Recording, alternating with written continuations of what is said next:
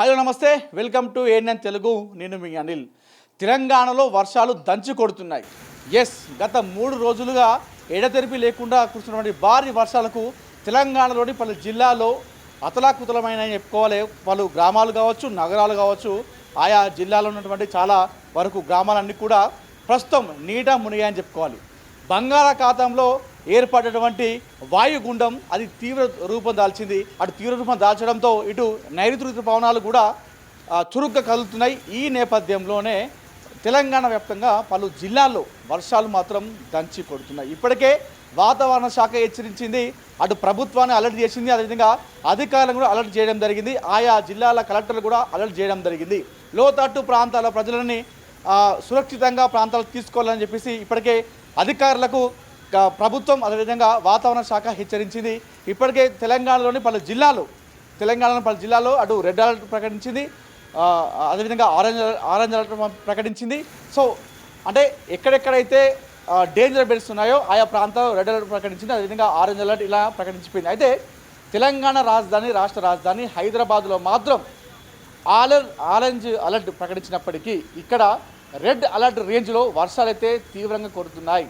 గత 3 రోజులుగా మన హైదరాబాద్ సిటీలో వర్షాలు 3 రోజులు కురుస్తున్నప్పటికీ అయితే లోతట్టు ప్రాంతాలు ఉన్నాయో ఇప్పటికే ఆయా ప్రాంతాలన్నీ కూడా జలమయమైనాయి. అయితే ఈరోజు ప్రస్తుతం ఈ గురువారం అయితే వాతావరణ శాఖ హెచ్చరించింది, శుక్రవారం అంటే రేపటి నుండి వర్షాలు బాగా కొడతాయని చెప్పినప్పటికీ ఈరోజు ఈ గురువారం అర్ధరాత్రి నుండే వర్షాలు ఎడతెరిపి లేకుండా కురుస్తున్నాయి. భారీ వర్షాలు కురుస్తున్నాయి హైదరాబాద్లో. ఈ నేపథ్యంలోని హైదరాబాద్లోని చాలా ప్రాంతాల్లో అటు రోడ్లన్నీ కూడా నీట మునిగినాయి, జలమయమైనాయి.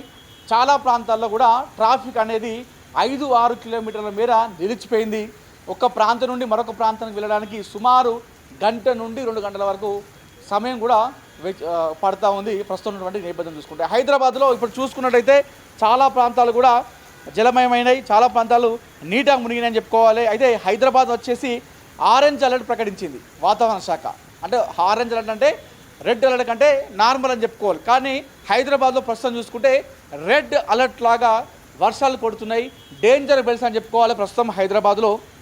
ఇక్కడ మనం ముఖ్యంగా చూసుకుంటే నగరంలో ఎక్కడెక్కడ ప్రాంతాల్లో మనకు వర్షాలు ఎక్కువ చూసుకుంటాయని చూసుకుంటే ముఖ్యంగా ఐటీ కారిడార్, సో గచ్చిబౌలి కావచ్చు, అదేవిధంగా మాదాపూర్, కొండాపూర్, రాయదుర్గం, హఫీజ్పేట్ ఇవన్నీ కూడా ఐటీ కారిడార్.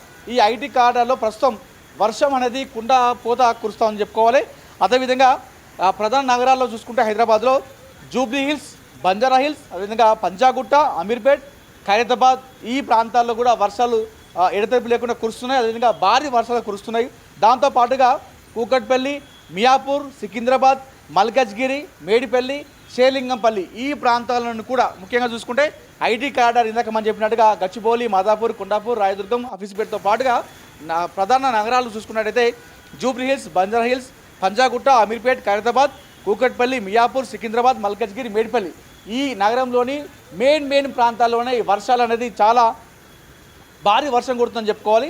ముఖ్యంగా మనకి ఇక్కడ ట్రాఫిక్ తీవ్ర అంతరాయం ఏర్పడ్డది. కొన్ని ప్రాంతాల్లో నిర్మాణ పనులు జరుగుతున్నాయి, అదేవిధంగా ఫ్లైఓవర్ పైన నీరు మొత్తం నిలిచిపోవడంతో చాలా ప్రాంతాల్లో ట్రాఫిక్ జామ్ ఏర్పడ్డది. ఈ ముఖ్యంగా మనకు ఎక్కడెక్కడ ప్రాంతాల్లో ఈ ట్రాఫిక్ జామ్ అనేది అయిందని మనం చూసుకుంటే గచ్చిబౌలి, అదేవిధంగా త్రిబుల్ జంక్షన్లో ఈ ప్రాంతాల్లో వాహనాలు కిలోమీటర్లు కూడా నిలిచిపోయినాయి. దాంతోపాటుగా ఆ ప్రయాణికులు తమ గమ్యస్థానానికి వెళ్ళడానికి మాత్రం మామూలు టైంలో కంటే 2-3 గంటల సమయం ఎక్కువ అయితే పడతా ఉంది. అదేవిధంగా ఐకియా జంక్షన్, అదేవిధంగా కాజాగూడ ఈ ఐటీ ఉద్యోగుల చాలామంది ఉండడంతో అక్కడ కూడా భారీ ట్రాఫిక్ కూడా ఏర్పడి అక్కడ ట్రాఫిక్లో చిక్కుకున్నారు. దాంతోపాటుగా పంజాగుట్ట నిమ్స్ రోడ్డు, సో మనకు తెలుసు పంజాగుట్ట నుండి నిమ్స్కు వెళ్ళేటువంటి రోడ్డు చాలా రద్దీగా ఉంటుంది. ఎందుకంటే అటు ఖైరతాబాద్ కావచ్చు, నాంపల్లి కావచ్చు, అటు ఎంజీబీఎస్ లకిట్ కపుల్ ఆ ప్రాంతం ఉంది కాబట్టి చాలా పబ్లిక్ అటు వెళ్తూ ఉంటారు. అయితే ఈ జూబ్లీహిల్స్, పంజాగుట్ట, నిమ్స్ రోడ్లో కూడా ట్రాఫిక్ అనేది తీవ్ర అంతరాయం ఏర్పడింది. దాంతోపాటుగా జూబ్లీహిల్స్ చెక్ పోస్ట్, అదేవిధంగా కేబీఆర్ జంక్షన్, సో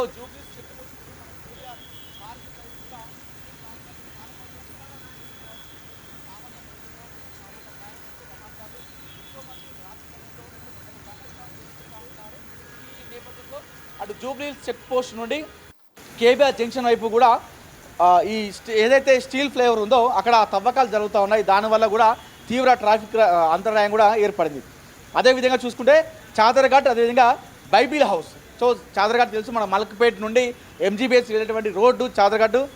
ఇక్కడ భారీగా నీరు అనేది ఎక్కువ చేరిపోతుంది, ఎందుకంటే అటు కోటి నుండి కావచ్చు, అదేవిధంగా అటు ఉమెన్స్ కాలేజ్ నుండి ఈ చాదర్ఘాట్ అనేది డౌన్కు ఉంటుంది. మూసీ నది తో పాటుగా ఆ రోడ్డు కూడా చాలా డౌన్కు ఉంటుంది ఏరియా చాదర్ఘాట్. సో ఆ డౌన్కు ఉండడంతో ఆ నీరంతా కూడా అక్కడ వచ్చి చేరడంతో అక్కడ కూడా వాహనాలు కిలోమీటర్ల మేర కూడా నిలిచిపోయినాయి. దీంతో పాటుగా మనం ముఖ్యంగా నీట మునిగినటువంటి ప్రాంతాలు చూసుకుందాం. ఇప్పటి వరకేమో మనం ట్రాఫిక్ జామ్ అయినటువంటి ప్రాంతాలు చూసుకున్నాం. ఇప్పుడు నీట మునిగినటువంటి ప్రాంతాలు చూసుకున్నట్టయితే మల్కాజ్గిరి, అదేవిధంగా ఆనందబాగ్. సో ఏదైతే ఆనందబాగ్ అండర్ పాస్ ఉంది కదా, అక్కడ సఫీల్ కూడా రీజన్ ఆ పూర్తిగా కూడా నీట మునిగినాయి, జలమయమైనాయి. అక్కడ వాహనాలు కూడా రాకపోకలకు చాలా అంతరం ఏర్పడ్డది. దాంతోపాటుగా కృష్ణానగర్, అదేవిధంగా కాకతీయ నగర్. సో ఇక్కడ అంతర్గత రోడ్లలో వరద నీరు చాలా ప్రవహిస్తూ ఉంటుంది. ఈ హైడ్రా డిజాస్టర్ ఏదైతే ఉందో ఈ బృందాలు ఇక్కడ ఆల్రెడీ సహాయక చర్యలు కూడా చేపడుతున్నాయి, ఏదైతే కృష్ణనగర్ ఉందో అదేవిధంగా కాకతీయ నగర్లో. సో దాంతోపాటుగా తెల్లాపూర్ ఉస్మాన్ సాగర్ రోడ్డు, అక్కడ రహదారి పైన ఏదైతే తెల్లాపూర్ ఉస్మాన్ సాగర్ రోడ్డు ఉందో అక్కడ రహదారి పైన నీరు చాలా అంటే చాలా ఉధృతంగా ప్రవహిస్తుంది. ఏదైతే మూసీ నదిలో అయితే నీరు వరద నీరు ఏదైతే ప్రవహిస్తుందో అది మెయిన్ రోడ్ల పైన ఎక్కడైతే ప్రయాణికులు రాకపోకలకు సాగిస్తారో ఆ రోడ్డు పైన ఒక వరద నీరు అయితే ఉధృతంగా ప్రవహిస్తూ ఉంది. దాంతోపాటుగా చిలకలగూడ ఎక్స్ రోడ్, అదేవిధంగా మేడిపల్లి. సో ఈ రోడ్ల పైన కూడా నీరు అనేది భారీగా చేరిపోయి అక్కడ రాకపోకలకు చాలా ఇబ్బంది అయితే ఏర్పడుతూ ఉంది. అదేవిధంగా ముఖ్యంగా ఇప్పుడైతే అధికారులు అయితే ఏం చెప్తున్నారంటే అత్యవసరమైతే తప్ప, ఎమర్జెన్సీలో తప్ప, అవసరమైతే తప్ప బయటికి రావద్దు, అందరూ కూడా ఇళ్లలోనే ఉండాలి అని చెప్పేసి చెప్తా ఉన్నారు. సో ఎమర్జెన్సీ పర్పస్ మీరు అయితే హాస్పిటల్ కావచ్చు ఏదైనా ఖచ్చితంగా బయటికి వెళ్ళాల్సి వస్తేనే బయటికి వెళ్ళాలి తప్ప బయటికి ఎట్టి పరిస్థితుల్లో రావద్దని చెప్పేసి అటు అధికారులు అయితే చాలా హెచ్చరిస్తూ ఉన్నారు. అదేవిధంగా లోతట్టు ప్రాంతాలకు గుండా ఉన్నటువంటి ప్రయాణం ఎవరైతే ఉంటారో వెళ్ళే వాళ్ళు అక్కడ వాళ్ళు ప్రయాణాన్ని క్యాన్సిల్ చేసుకోండి అని చెప్పేసి కూడా చెప్పడం జరిగింది. దాంతోపాటుగా అవి కాకుండా ఏవైతే ప్రత్యామ్నాయ మార్గాలు, సో వాళ్ళు రెగ్యులర్గా వెళ్ళేటువంటి ప్రాంతాల్లో నీరు ఉంది కాబట్టి వరద ఉధృతంగా ప్రవేశిస్తుంది కాబట్టి ఆ ప్రాంతాల్లో కాకుండా ఆల్టర్నేట్గా ఉన్నటువంటి రోడ్ల ద్వారా వాళ్ళు వెళ్ళాలని చెప్పేసి చూపిస్తూ ఉన్నారు. దాంతోపాటుగా సైబరాబాద్ మున్సిపల్ కార్పొరేషన్ కావచ్చు, అదేవిధంగా ఈ ట్రాఫిక్ పోలీసులు ఇప్పటికే ఎక్కడికక్కడ సహాయక చర్యలు చేపడుతున్నారు. ఎప్పటికక్కడ వాళ్ళు ప్రజలను కూడా హెచ్చరిస్తూ ఉన్నారు. అత్యవసరమైతే మాత్రం 112 నెంబర్కి కాల్ చేయండి అని చెప్పేసి వాళ్ళైతే చెప్తా ఉన్నారు. మొత్తానికైతే హైదరాబాద్ ఆరెంజ్ అలర్ట్ ప్రకటించినప్పటికీ హైదరాబాద్లో గత 3 రోజులుగా కురిసినటువంటి భారీ వర్షాలకు నీట మునిగింది భాగ్యనగరం. చాలామంది ప్రజలు ఇక్కట్లు పడుతున్నారు, ఇబ్బంది పడుతున్నారు. అత్యవసరమైతే తప్ప బయటికి రావద్దని చెప్పడంతో సో ఎవరైతే తమకు ఏవైతే నిత్యావసర సరుకులు తీసుకురావడంతో పాటు ఆహార సమస్యలు ఉంటాయి, సో ఆహారం కోసం బయటికి వెళ్ళడానికి కూడా బయటికి రాక ఆ వరద ఉధృతి ఎక్కువ ఉండడంతో వాళ్ళు ఇళ్లలోనే ఉంటున్నటువంటి పరిస్థితులు ఏర్పడ్డది. ఈ వర్ష ప్రభావం ఇంకా రేపు కూడా ఉండడంతో హైదరాబాదులోని చాలా పాఠశాలల్లో, చాలా ఐటీ కారిడార్లో కూడా అన్నీ కూడా బంద్ చేయడం జరిగింది. సో ఒకవేళ అవసరమైతే ఆన్లైన్ క్లాసుల్లో చెప్పాలని చెప్పేసి అటు స్కూళ్ళు కాలేజీలు చెప్తా ఉన్నారు.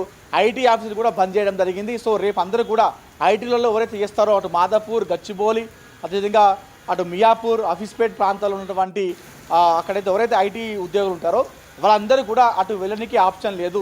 రేపు మీ అందరూ కూడా వర్క్ ఫ్రమ్ హోమ్ చేసుకోవాలి, ఇంటి దగ్గర నుండే ఆన్లైన్లోనే మీరు జాబ్ చేసుకోండి, కానీ రేపు ఎట్టి పరిస్థితుల్లో రావద్దు అటు సైడ్ అని చెప్పేసి అధికారులు పోలీసులు చెప్పడం జరిగింది. దాంతోపాటుగా స్కూళ్ళు కాలేజీలు అన్నీ కూడా రేపు బంద్ చేయడం జరిగింది హైదరాబాద్లో.